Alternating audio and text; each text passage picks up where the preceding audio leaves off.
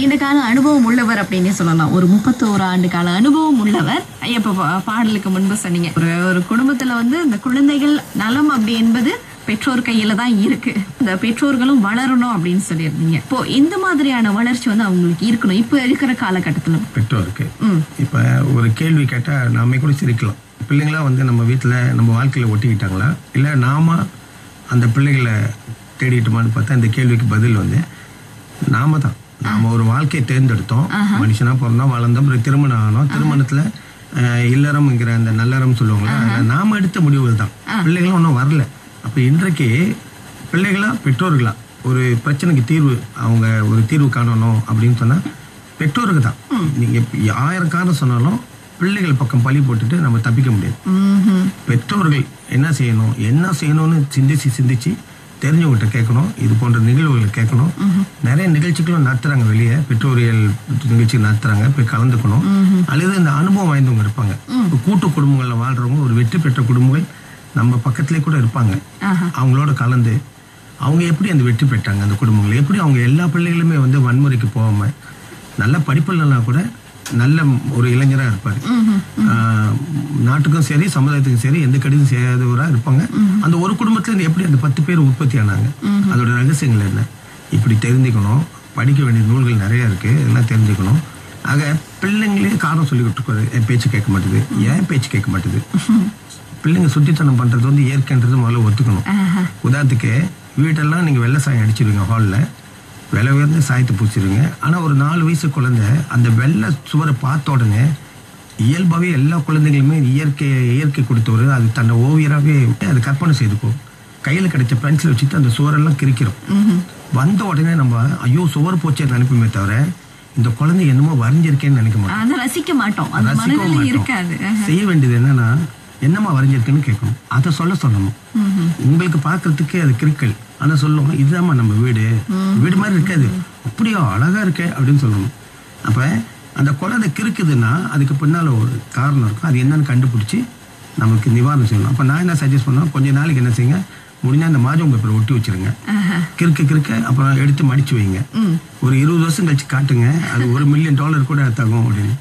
சுவரங்க காப்பாத்திரலாம், பிள்ளையோட அந்த தேவையை நீங்க பூர்த்தி செய்யலாம். அடுத்ததாக வகுப்பறையில் சொல்லுவாங்க, எப்போதுமே ஒரு பையன் சேட்டை பண்றான்னா கிளாஸ்ல கேட்காம உளவியலாளர்கள் என்ன சொல்றாங்கன்னா, டீச்சரோட அட்டென்ஷனை அவன் பெறுவதற்காக தான் அவன் செய்யறான். ஏன்னா அந்த டீச்சருங்க எப்போதும் நீ வாசிக்கிற பிள்ளைங்களே கேள்வி கேட்பாங்க. அவனை கடிச்சிருக்கும் கண்டுக்கவே மாட்டாங்க. அந்த வகுப்பு முழுதும் அவன் பேரை கூட சொல்லியிருக்க மாட்டாங்க. அப்ப அதுக்கு ஒரு வழி என்னன்னா, அந்த உளவியல் படி ஏதாவது சேட்டை பண்றது, பக்கத்து பிள்ளைய பிடிச்சி கூப்பிடுவாங்க. அப்ப உளவியலாளர் என்ன சொல்றாங்க, அன்னைக்கு அவன் ரொம்ப சந்தோஷப்படுவாங்க, குறைந்தபட்சம் ஆசிரியர் என் பேரை சொல்லிட்டாங்க, திட்டுறதுக்காவது என் பேரை சொல்லிட்டாங்க. இதே வீட்லயும் யோசிச்சு பாருங்களேன், ஏன் பிள்ளைங்க சேட்டை பண்றாங்க, ஏன் சொன்ன பேச்சு கேட்க மாட்டாங்க, ஏதோ ஒரு தேவை அவங்களுக்கு பூர்த்தி செய்யப்படாம இருக்கு அப்படின்னு. அந்த அடிப்படைன்றது இந்த வயிறு பசி. இப்போ ஒரு குழந்தை பசியா இருந்துச்சுன்னா நீங்க சாப்பாடு போடாம நீங்க போய் படிக்க சொன்னா படிப்பு வராது. முதல்ல ஒரு குழந்தை வீட்டுக்கு வந்த பிறகு அதோட பசியை போக்கணும், இதான் அடிப்படை தேவை. அதை சேர்ந்து இந்த கழிவுகள் 2 நாளா போவாத, கழிப்பறைக்கு போவாத, அது போகாமே சிக்கல இருந்த அந்த பிள்ளை அந்த அப்பா அம்மாக்கு தெரியாம போயிடுச்சுன்னா அது படிக்காது, அது மந்தமா இருக்கும், படிப்பு ஏறாது, ஹோம்ஒர்க் செய்யாது, கலகலப்புன்னு இருக்காது. நம்ம ஏசிக்கிட்டே இருப்போம். ஆனா பார்த்தா அதுக்கு ஒரு சிக்கல் இருந்திருக்கும், இந்த மலம் கழித்தல்ங்கிற சிக்கல். அந்த அறிஞர் என்ன சொல்றாரு, இந்த தேவை பூர்த்தி செய்யாத வரைக்கும் கழித்தல் வேற மேல உள்ளது எதுவுமே செயல்படாது.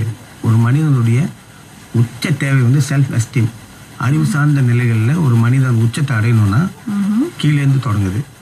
அப்ப அந்த உடல் தேவை ஒன்று உணவு, இன்னொன்று இந்த கழிவுன்றது, மூணாவதாக பாதுகாப்பு. அந்த குழந்தைக்கு ஒரு பாதுகாப்பு மாதிரி வீடே பாதுகாப்பா இல்லை அப்படின்னு ஒரு அச்ச உணர்வு, பாதுகாப்பு இல்லை, இந்த வீட்டுல எனக்கு இந்த தேவை அந்த கிடைக்க மாட்டேங்குது, அந்த தேவையை இந்த வீடு பூர்த்தி செய்ய வைக்கலன்னா அதோட கவனம் எல்லாம் போயிடும், படிப்பு ஏறாது அப்படின்னு அவர் சொல்லியிருக்காரு. ஒரு பாதுகாப்பற்ற தன்மையே அந்த குழந்தை உணர்ந்து கொண்டு இருக்கும். இந்த 3 இருக்கு. ஒன்று உடல் தேவை, அந்த உடல்ல 2, ஒன்று உணவு சார்ந்தது, இன்னொன்று இந்த கழிவுகள் எல்லாம் நீக்கப்படணும் உடல்ல இருந்து, அது சரியா நடக்கணும். இந்த பாதுகாப்பு இதெல்லாம் பூர்த்தி செய்யப்படாத ஒரு மனிதன் அவன் அடுத்த கட்டத்துக்கு அவனை இட்டு செல்ல முடியாது, யாருமே இட்டு செல்ல முடியாதான். அதாவது அறிவு சார்ந்த நிலைக்கு, படிப்பு, அகாடமிக் இன்டெலிஜென்ஸ் இதெல்லாம் அங்கே இருக்கு. கடைசியா செல்ஃப் எஸ்டீம்னு ஒன்று இருக்கு. இந்த நாலேஜை நம்ம பெற்றோர்களுக்கு நம்ம சொல்லி இந்த அடிப்படைகளை அவங்க கவனிக்கிற கடமையை செய்யணும். தொடக்கத்துல என்ன சொன்ன மாதிரி இந்த உளம் சார்ந்த ஒரு விஷயம் இருக்கு. அதுல 4 நிலையில அவங்க அதை சரி பண்ணலாம். பேச்சு, எண்ணம், அடுத்ததாக அவங்க செயல்ல வந்து இந்த பாடி லாங்குவேஜ்லயும் இருக்கணும். செயல்ல வந்து இப்ப கட்டிப்பிடித்தல், அது வந்து கட்டிப்பிடிப்புங்கிறது வந்து கமல்ஹாசன் படத்துல வந்து ரொம்ப பாப்புலர் பண்ணிட்டாரு. ஆனா ரொம்ப காலத்துக்கு முன்னே உளவியல் சொல்லிட்டாங்க. அந்த ஒவ்வொரு தினந்தோறும் முடிந்தாலும் எவ்வளவுக்கு எவ்வளவு நம்ம பிள்ளைகள் வந்து நம்ம அந்த கட்டிப்பிடிக்கிறோம், சயாங் பண்றோம் சொல்றாங்களா, சயாங் பண்றோம். அதாவது என்ன சொல்லுவாங்கன்னா அந்த தொடுதல் மூலம் ஒரு பாதுகாப்பு உணர்வு அந்த குழந்தைகளுக்கு நாம கொடுக்க முடியும். அந்த தியோரி, அந்த மஸ்லோ தியோரியில சொல்லப்படுறது வந்து இந்த தொடுதல் மூலமா அந்த பாதுகாப்பு. வீட்டு ஓட்டையா இருந்தா கூட பரவாயில்ல, அது கூட அந்த பிள்ளை எடுத்துக்கும். ஆனா பாதுகாப்புன்றது அப்பா அம்மா கிட்ட இருந்து வருதா, அந்த உளவியல் தேவை முதல்ல அங்கதான் அந்த பிள்ளைகள் எதிர்பார்ப்பாங்க. அந்த பாதுகாப்பு இந்த அரவணைப்பு கொடுக்கும். ஒரு அனல் சொல்லுவாங்க, ஒரு ஹீட். இதை வந்து நம்ம குடும்பங்கள்ல படிப்படியா நம்ம செய்ய தொடங்கணும். முடிந்தளவு இது போன்ற இப்ப நீங்க இந்த நல்ல ஒரு காரியம் செய்றீங்க, இந்த நாலேஜை கொடுக்குறீங்க, இது போன்ற பேச்சு மூலமாக இந்த இதை சொல்றீங்க. இது பத்தாது, நிறைய செமினார் நடக்கணும். பேரண்டிங் செமினார் வந்து இருக்கிற அமைப்புகள்லாம் நல்ல நோக்கத்தை கொண்டிருக்கிற எல்லாருமே இந்த பேரண்டிங்கிறது வந்து ஒரு அறிவியல், அது ஒரு கலை, ரெண்டும் சொல்லலாம். அது அறிவியலாவும் சொல்லலாம். ஸோ இது வந்து கத்துக்கிற இது வந்து நம்ம சமுதாயத்துல நிறைய நடக்கணும். அதுவும் இந்த நவீன யுகத்துல இப்போதைய தேவை அப்படின்னு நம்ம சொல்லலாம். ரொம்ப ரொம்ப அவசியம். எப்படி ஒரு ஐடி வந்து இப்ப சொல்றாங்க வீட்டுல, நீ கண்டிப்பா கம்ப்யூட்டர் கத்துக்கோ அப்படின்னா பிள்ளைங்க சொல்றாங்க, வலியுறுத்துறாங்க. அவங்களுக்கு அவங்களே சொல்லிக்க வேண்டியது பெற்றோருக்கு.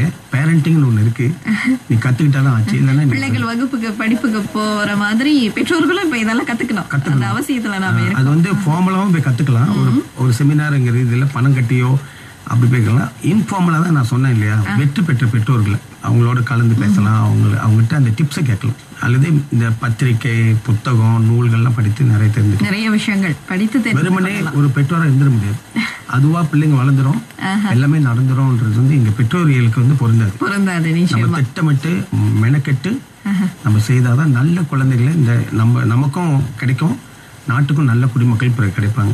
கடைசியா ஒன்று சொல்லுவேன், இந்த ஆண் குழந்தைகளை வைத்திருக்கிற அம்மாலாம் நான் இப்போதும் சொல்லுவேன், மறந்துடாதீங்க, வருங்காலத்துல ஏதோ ஒரு பெண்ணுக்கு ஒரு கணவரை உங்க கையில வச்சிருக்கீங்க. வருங்காலத்துல ஏதோ ஒரு பெண்ணுக்கு கணவரா அமைய போற ஒரு பையனை கையில வச்சிருக்கீங்க. அந்த பெண்ணு பிறகு புலம்பு கூடாது இல்லையா, சாப்பிட்ட மங்கு எடுத்து வைக்க மாட்டான் கணவர். ஏன்னா அவங்க அம்மா பழக்கல. மங்கு ஜாமா கழுவுறது கூட இது பெண்களோட வேலைன்றதெல்லாம் உமங்க நீயே கழுவு, தோச்ச துணி கூட எடுத்து காய போடு. அவங்க சொந்த வேலையை சிறு சிறு வேலைகளை அந்த பசங்களுக்கு பையன்களுக்கு சொல்ற குறிப்பா. அப்படி நீங்க வளர்த்து வளர்க்குனீங்கன்னா வருங்காலத்துல ஏதோ ஒரு பொண்ணு சந்தோஷமா இருக்கும். மறந்துடாதீங்க. அதே இது பெண்ணுக்கும் சொல்லலாம். இன்னைக்கு நீங்க உங்க மகள் சொல்றீங்க, ஆனா வருங்காலத்துல எங்கோ ஒரு வீட்டுல யாருக்கோ ஒரு மனைவியா இருக்க போறாங்க. மறந்துடாதீங்க. இந்த ரெண்டையும் சிந்தனை வைத்துக்கொண்டு, அதே மனசுல வைத்துக்கொண்டு, நீங்க வெறும் குழந்தை மட்டும் வளர்க்கல, உங்களோட செல்ல பிள்ளைங்க மட்டும் வளர்க்கல, வருங்காலத்துல கணவர்னு சொல்றல சமுதாயத்துல பிற்காலத்துல ஒரு நல்ல கணவன், நல்ல மனைவி, நல்ல ஆசிரியர், நல்ல தலைவர் எங்கேருந்து வருவாங்க. நிச்சயமா ஐயா. குழந்தைகள் மனநலம் அதில் ஆரம்பிச்சு பெற்றோரியல் அங்க வந்து முடிச்சிருக்கோம். அங்க நிறைய விஷயங்கள் சொல்லியிருந்தீங்க. இந்த கொஞ்சம் குறுகிய காலகட்டத்துல நம்ம பேசி முடிக்க முடியாது. அங்க இது குறித்து மேலும் மேலும் விவரங்கள் தெரிந்து கொள்ளலாம் அப்படிங்கிற ஆர்வம் வந்து பெற்றோர்கள் கிட்ட, குறிப்பா கேட்டவர்கள் கிட்ட வந்து இருக்கும். இது குறித்து ஒரு இந்த பெற்றோரியல் குறித்த பயிலரங்கம் வந்து வெகு விரைவில் மின்னல் FM ஏற்பாட்டில் நடக்க போகுது. இன்றைக்கு நம்ம இந்த நிகழ்ச்சியில பேசின மேலோட்டமா பேசின விஷயங்களை அங்க கொஞ்சம் டீட்டெயிலா இன்னும் கொஞ்சம் விவரமா நம்ம சொல்லலாம் இருக்கு. அதனால இந்த நிகழ்ச்சி கேட்டுக்கிட்டு இருக்கிற பெற்றோர்கள், குறிப்பா இந்த சுற்று வட்டாரம் கோலாலம்பர் ஸ்லாங்கூர்ல உள்ளவங்க இந்த வாய்ப்பை பயன்படுத்தி கொண்டு வந்து கேட்டுட்டு பயன்பெற்று போகுமாறு கேட்டுக்கொள்றேன். நிச்சயமாயா. ஆக இதற்கு வந்து என்ன ஒரு தேவை அப்படின்னு சொன்னா முன்பதிவு செய்து கொள்ளணும். இந்த பெற்றோரில் இந்த பயிலரங்கில் கலந்து கொள்ள இதற்கு வந்து எண்கள் கொடுக்கப்பட்டிருக்கு. 0176416668. இந்த எண்களுக்கு வந்து எப்போதுமே நாம என்ன சொல்லுவோம்னா அழைத்து பேசலாம் அப்படின்னு சொல்லுவோம். ஆனா இந்த எண்களுக்கு வந்து நீங்க அழைக்க வேண்டாம். ஒரு குறுஞ்செய்தி மட்டும் நீங்க அனுப்பி விடலாம். இல்ல பங்கெடுத்துக்கணும், இல்ல இது குறித்து மற்ற விவரங்கள் வேணும் அப்படின்னு சொன்னா நிகழ்ச்சி ஏற்பாட்டாளரே வந்து உங்களுக்கு கூப்பிட்டு விவரங்களை வந்து உங்களுக்காக சொல்லுவாங்க. ஆக 0176416668 இந்த எண்களுக்கு நீங்கள் குறுஞ்செய்தி மட்டுமே அனுப்ப வேண்டும். சரிங்க ஐயா, இன்று இந்த நிறைய வேலைகளுக்கு மத்தியிலையும் உங்க நேரத்தை நம்மோட பகிர்ந்து கொண்டீங்க. சின்ன சின்ன விஷயங்களா இருந்தாலும் அந்த பெற்றோரியலுக்கு வந்து எந்த அளவுக்கு நம்ம முக்கியத்துவம் கொடுக்கணும் அது ரொம்ப தெளிவா சொல்லியிருந்தீங்க. அதே நேரத்தில் இன்னொரு மகிழ்ச்சியான செய்தி என்ன அப்படின்னு சொன்னா இதன் தொடர்ச்சி அடுத்த வாரமும் இடம்பெறும். அடுத்த வாரம் நாம் மீண்டும் சந்திப்போம். நன்றி சரஸ், வணக்கம். நேயர்களே, இந்த அளவில் நமது யாவரும் நலம் நிகழ்ச்சி ஒரு நிறைவை நாடுகின்றது. இன்று நம்மோடு மலேசிய தேர்வு வாரியத்தின் உதவி இயக்குனர் திரு PM மூர்த்தி அவர் இந்த குழந்தைகள் மனநலம் அதில் தொடங்கி பெற்றோரியல் குறித்து நம்மோடு நிறைய விஷயங்களை நம்மோடு பகிர்ந்து கொண்டார். அவருக்கு நமது நன்றி. பெற்றோரியல் குறித்த பயிலரங்கம் விரைவில் மின்னல் FM மேற்பாட்டில் நடைபெற போகின்றது. இதற்கு நீங்க குறுஞ்செய்தி அனுப்ப 017-641-6668. அடுத்த வாரம் மற்றும் ஒரு மருத்துவ தகவலோடு உங்களை சந்திக்கின்றேன். அதுவரை அன்பு வணக்கம் கூறி விடைபெறுகின்றேன். சரஸ் விஜின்.